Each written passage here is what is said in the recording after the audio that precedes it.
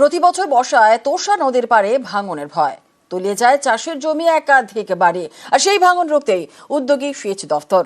পাকা বাঁধের জন্য বরাদ্দ 2 কোটি টাকা। কোচবিহারে শুরু বাঁধের কাজ।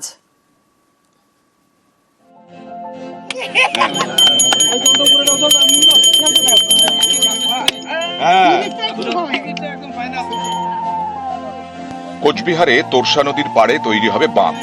দোলের দিন সেই কাজের শুরু।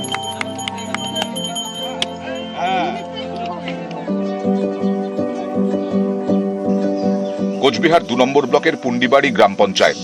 এখানকার বাঁশদহ নদীবাড়ির গা ঘেঁষে বয়ে গেছে তোরসা নদী। প্রতি বছর বর্ষায় ফুঁসে ওঠে তোরসা, ভেঙে দেয় নদীর পাড়, তলিয়ে যায় বিঘের পর বিঘে চাষের জমি, বাড়ি।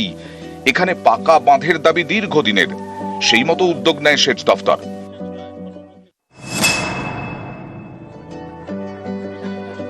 তোরসার পাড়ে প্রায় 600 মিটার অংশে বারবার ভাঙন। এই অংশে তৈরি হবে বাঁধ। বরাদ্দ হয়েছে 2 কোটি টাকা। সেই কাজের সূচনা হলো শুক্রবার। প্রায় 2 কোটি টাকা ব্যয় 600 মিটার বাঁধটা।